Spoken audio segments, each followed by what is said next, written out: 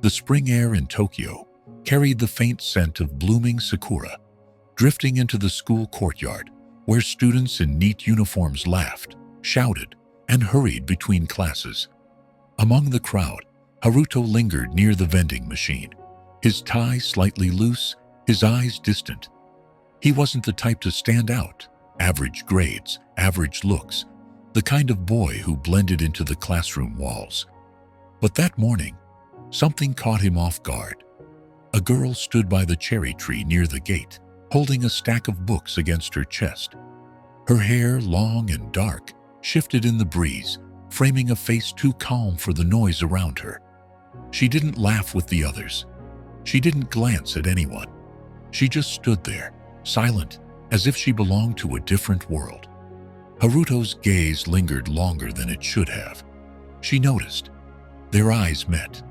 Briefly, too quickly, but enough for his chest to tighten. He looked away at once, fumbling for coins to feed the machine, pretending nothing happened. Still, the impression stayed, sharp and unavoidable. The next class didn't help. When the teacher introduced her, "This is Aiko. She transferred from Kyoto." Haruto felt a strange jolt. She bowed politely, her voice soft, and was assigned the seat by the window, 2 rows from him. The whispers began immediately. Kyoto girl. Too serious? Maybe rich, maybe cold. Haruto stayed quiet, yet every time he tried to focus on the blackboard, his eyes drifted toward her. At lunch, the noise of the classroom was thick with chatter. Haruto usually ate alone near the back, but that day, Aiko also remained at her desk, unwrapping her bento with delicate care. A few girls approached her, asked questions, then left with polite smiles that didn't reach their eyes. She seemed unaffected, though her hands hesitated for a second before moving again. When her pencil rolled off the desk and stopped by his foot, Haruto picked it up. He almost froze, unsure whether to just place it back silently, but their eyes met again as he extended it toward her. "Thanks," she said, her voice calm, her accent faint but noticeable. He nodded quickly. "No problem." It was nothing, just a word, just a pencil, but it lingered in his mind like a spark. And maybe it lingered in hers too, because later that day, when the final bell rang and students poured out, Haruto found himself walking home along the narrow street lined with ramen shops and small bookstores. He didn't expect to see her again, but there she was, a few steps ahead, walking alone, her shadow stretched by the setting sun. He hesitated. Should he call out? Pretend he didn't notice? His chest tightened with nervous energy, but before he could decide, she glanced back, her expression unreadable. For a heartbeat, it felt as though the world had quieted, the air filled only with the hum of cicadas and the soft sound of her footsteps. She turned away, continued walking, leaving him behind. And Haruto, standing still on that empty street, realized that whatever had begun today would remain simple. The next week unfolded with the rhythm of routine. Classes, notes scribbled half-heartedly, the scrape of chairs, the endless ring of the bell.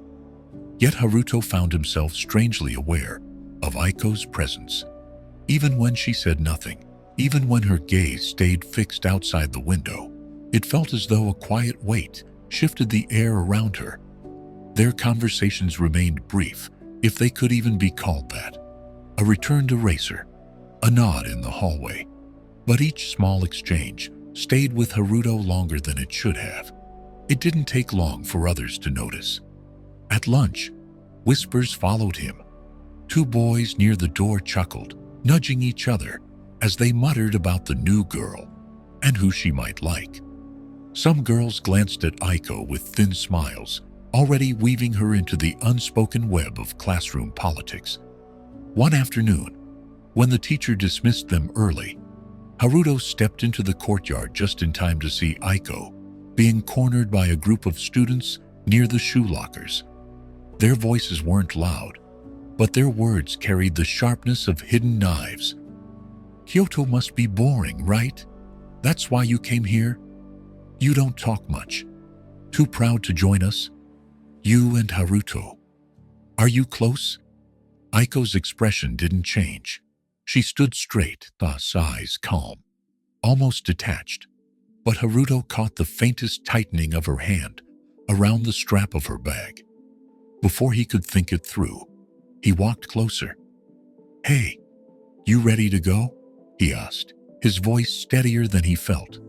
The students turned, their smirks flickering into surprise. Aiko didn't answer immediately, but after a moment, she gave a small nod and stepped past them toward him. The group parted reluctantly, their whispers trailing behind. Outside, they walked in silence. Haruto felt his pulse in his throat, unsure if he had done the right thing. "You didn't have to," Aiko said quietly, eyes fixed ahead. "I know," he replied, "but I wanted to." Her steps slowed just slightly, her gaze flickering toward him. There was no smile, no obvious warmth, but the tension in her shoulders softened, almost invisible to anyone else. The streets buzzed with the usual life of Tokyo. Neon signs flickering to life, the scent of grilled skewers drifting from food stalls, bicycles weaving past. Yet for Haruto, the world felt different, sharpened by the fragile thread now pulling between them. At the corner, they parted ways without much ceremony.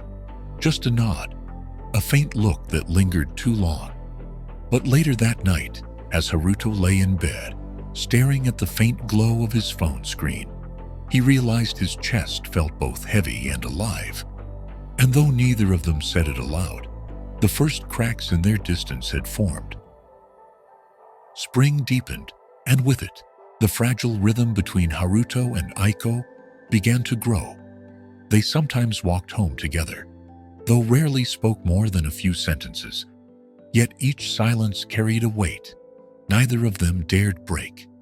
It might have stayed that way, quiet and almost peaceful, if not for the rumors.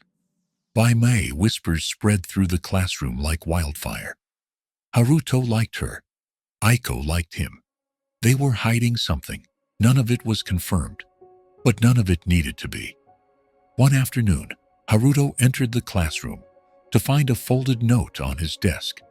"Stay away from her. She's not like us." The handwriting was messy, anonymous. He crumpled it quickly, but Aiko must have noticed. Her gaze flicked toward his clenched hand, then back to her notebook. She said nothing. The pressure built slowly, until it finally cracked. It happened after school, near the riverbank where the cicadas hummed and the water glimmered under the late sun. They had stopped there by chance, both walking home, both too tired to fill the silence. Haruto, frustrated with the unspoken tension, broke first. "Why do you let them talk like that?" he asked, sharper than he intended. Aiko's eyes shifted toward him, cool and unreadable. "Because it doesn't matter."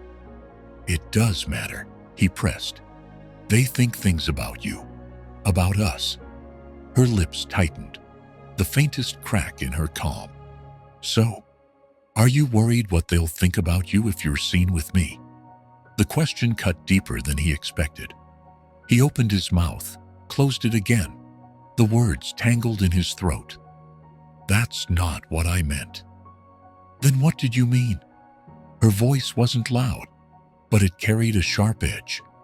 The air between them thickened. Haruto looked away, staring at the river. His chest burned with anger. He couldn't fully explain. Not at her, not at himself, not even at the others, but at the weight of it all pressing on them. Aiko's expression softened for just a second, as if she wanted to take the words back, but pride held her still.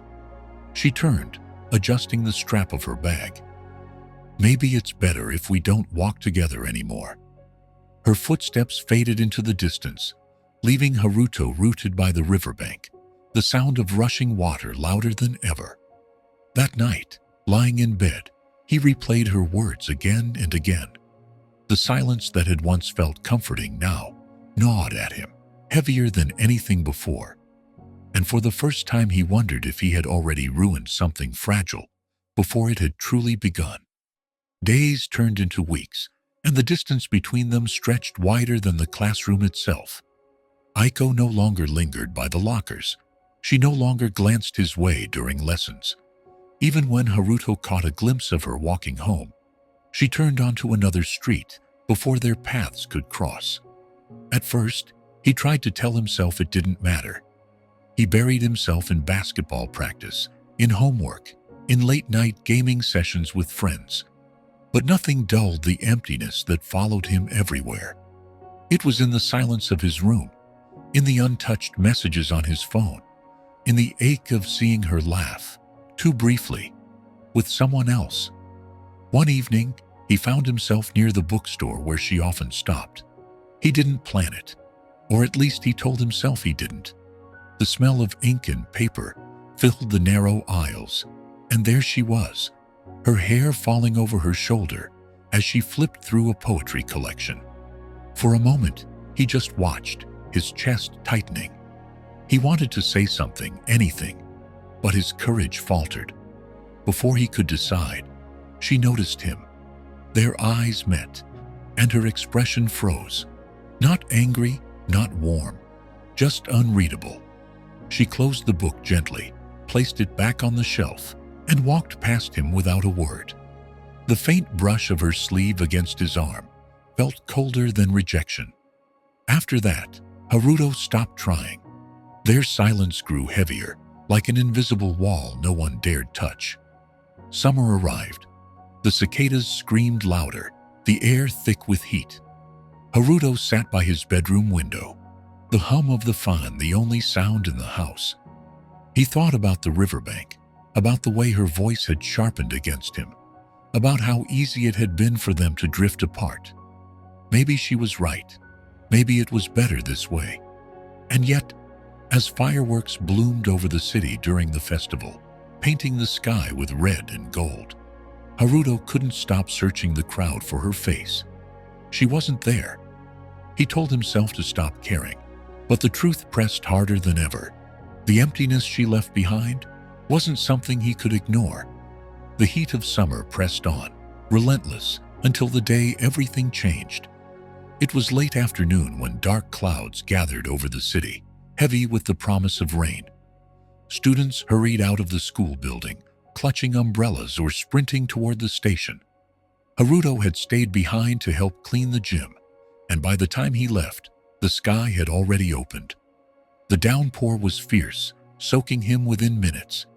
He broke into a run, shoes splashing through puddles, until he spotted someone huddled beneath the roof of the bus stop. Aiko. Her uniform clung to her, damp at the edges, her hair plastered against her cheeks. She held her bag over her head, as if it could shield her, but her expression betrayed the futility of it. Calm, resigned, almost weary. For a second, Haruto froze, torn between hesitation and the pull of something stronger. Then he stepped forward. "You'll catch a cold like that," he said, his voice louder than the rain. She looked up, startled. Their eyes locked, and for the first time in weeks, her expression cracked. Not with anger, not with distance, but with something rawer, something closer to the sadness he had been carrying himself. Without thinking, he pulled his umbrella from his bag. It was small, barely big enough for one person, but he opened it and held it over both of them. The space between them vanished, leaving only the sound of rain hammering against the thin fabric. For a while, neither spoke. The silence wasn't sharp this time. It was fragile, like glass, waiting for one of them to breathe too hard and shatter it. Finally, Aiko whispered, "Why do you keep doing this?" "Because I don't want to lose you," he admitted, his words rushing out before he could stop them. She turned toward him, eyes shining with more than raindrops. "You don't understand. It's not just about them. My family. They expect me to stay focused, No distractions, no mistakes. Her voice trembled on the last word. Haruto's grip on the umbrella tightened. You're not a mistake. The words hung between them, heavier than the storm. Aiko blinked, her lips parting, as if to reply, but no sound came. Instead, she lowered her gaze, her hand brushing his arm lightly, almost unconsciously. The bus arrived with a hiss of brakes, its doors opening to the shelter of warm light. Aiko hesitated, her fingers curling around the strap of her bag. Tomorrow, she said softly, stepping onto the bus. Let's talk tomorrow. The doors closed, and she disappeared into the blur of rain-streaked glass. Haruto stood there, drenched, clutching the umbrella, his heart racing faster than the storm around him. For the first time in weeks, hope flickered through the cracks of his chest. The next day dawned clear, the storm washed away, the air sharp with a scent of wet earth. Haruto arrived at school earlier than usual, his chest tight with anticipation. Every glance toward the door felt like hours stretched thin. When Aiko finally walked in, her steps were steady, but her eyes sought his almost instantly. No words were exchanged in class, no gestures beyond the faintest nod, yet both knew the conversation from yesterday hadn't ended. It had only been waiting. After school, they met again by the riverbank, the same place where their voices had clashed weeks before. The water shimmered in the fading light, the cicadas buzzing like an impatient chorus. For a moment, neither spoke. Haruto's throat felt dry, his hands restless at his sides. Then he said quietly but firmly, I meant what I said yesterday. You're not a mistake. Not to me. Aiko's gaze wavered, her composure slipping. But what if it's not enough? What if I hurt you? Or myself? By trying. He took a step closer. Then let it hurt. At least it's real. Her breath caught, and for the first time, the wall she had built around herself seemed to tremble. She looked at him fully now, eyes glistening, voice low. You make things complicated. Haruto managed a small, shaky smile. And you make them worth it. Silence fell again, but this time it was different. Not empty, not sharp, soft, almost warm. Aiko let out a faint laugh, the kind that escaped before she could stop it, and shook her head, as if scolding herself. Then slowly, she stepped closer until the distance between them dissolved. The air buzzed with the weight of everything they hadn't said, every argument, every quiet longing. And when her hand found his, tentative but certain, Haruto felt the knot inside him finally loosen. They stood like that as the sun dipped lower, painting the river in shades of gold and crimson. The world moved on around them, bicycles rattling over the bridge, children shouting in the distance. But for them, time had narrowed to this fragile, undeniable moment. Aiko whispered, almost to herself, maybe it doesn't have to be perfect. Maybe just being here is enough. Haruto squeezed her hand gently. It's enough for me. The cicadas screamed louder, the river flowed steady, and for the first time since it all began, neither of them turned away.